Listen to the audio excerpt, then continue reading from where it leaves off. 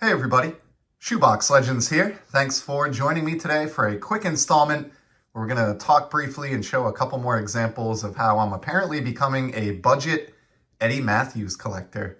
Did not intend for this to happen, and recently showed this gem here, the 63 Topps Eddie Mathews in a lowly PSA 1.5 that I picked up on eBay for $14. And this definitely kind of righted a wrong in my collection in a way, in that I had sort of ignored Eddie Mathews over the years in my collecting. I've just been focusing on Hank Aaron, Mickey Mantle, and other, random cards that have stuck out to me or that I've stumbled upon at a certain point in time. And for whatever reason, after being back in the hobby as, an adult for like 15 years, pretty much had avoided picking up any Mathews cards, and just stumbled across this beauty recently. Scored this because of the low grade of 1.5 for $14, which is comical. I just have to laugh at that. Guy is a Hall of Famer, a member of the 500 Home Run Club, and just an amazing player. So for $14, finally got a slab of his into the baseball collection and a little bit better representation of the great Eddie Mathews. And as it so happens, that kind of got me looking around at other Eddie Mathews slabs that were available on eBay and in other marketplaces, and actually found two more. So they say, things come in threes, and that's been the case here with my discount Eddie Mathews graded card collection, because shortly after that, I found this beauty right here from 1962 Topps, the wood panel design, or wood, wooden fence with like a poster on it design that has really, really grown on me over time. Especially in the last year or so. Growing up, was not a huge fan of the 62 set, but I've really become fond of it.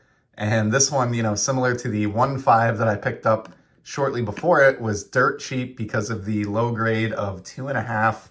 I think what did this card in is probably the corners. You can see they're a little bit dinged up there, but overall this card has good centering and visual appeal. With 62 Topps, I really just want wood border, at least going all the way around the photo. I don't want it to be so far off center that the photo is, up against the edge and you don't see that glorious wood grain. So this checks the boxes. I don't need the corners to be perfectly sharp. As with my 1.5 from 63, the image is clean and very presentable. And I just think these are two great looking cards. I don't care that they're a 1.5 and a 2.5 in the eyes of PSA. I actually think they're fairly graded. Here's a look at the back, and much like the 63 that we had seen previously, nice clean back here, no paper loss. You can see the cartoon, read all the facts. Just a great looking card. I don't really need a better copy than this. Mathews is not, a key player in my vintage collection, as evidenced by the fact that it went, was like 15 years just to get any Eddie Mathews slab in the PC, but very glad to have those two. I think they present really well. And again, I'm into those combined. I think the 62 was $15.99. So, just a penny under $30 to get a 62 and a 63 Eddie Mathews together in beautiful PSA slabs. So I've got a little bit of a start of a run here. And then as luck would have it, found this one shortly thereafter. And I'm even more pleased with this one. From 1964 Topps, one of my favorite sets of the 1960s, right along with 62. We have his base card here.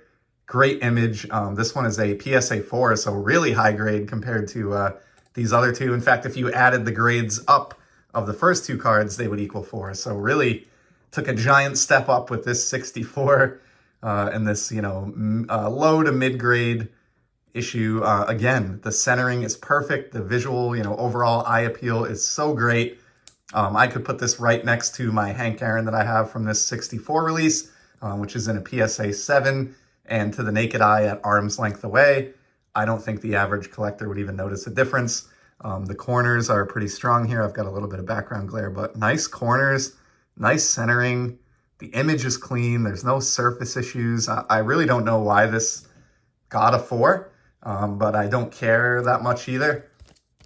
This was the most expensive of the three that I have in my newly formed trio here at $24. So again, I know PSA recently lowered their submission fees down to $18 again for like bulk or economy. But at the time that I bought that card, maybe 3 or 4 weeks ago now, that $24 represented basically what it cost to submit a card to PSA for grading.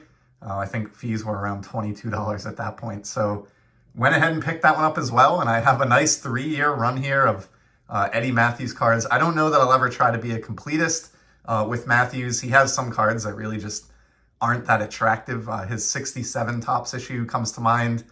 Just a giant portrait of his head with no cap on. Not a very flattering photo.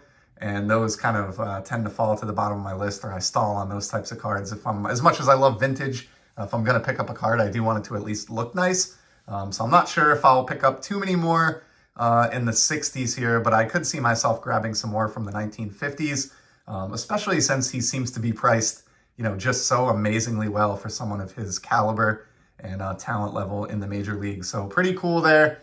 Again, around $50 to $60 total was all it took to form this little mini collection. And now, whether I get back to Mathews anytime soon or not, at least I have some representation of the man in my collection. And I feel like my vintage PC is a little bit more well-rounded and better off for it. And at these prices, I would collect 500 home run hitters in PSA slabs from their playing era at these prices all day long.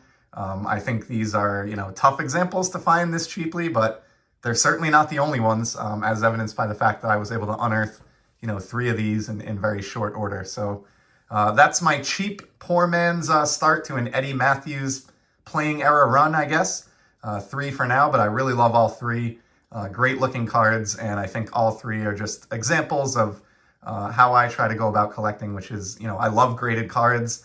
I love the way they look, but I'm not really beholden to the grade on the slab. And I know that's kind of ironic, and some people probably find that silly, but that's how I enjoy the hobby, and that's my approach to it. So thank you very much for stopping by to check out my Eddie Mathews trio, and I will certainly be back in the near future with some more sports card content. Until then, take care and enjoy the hobby.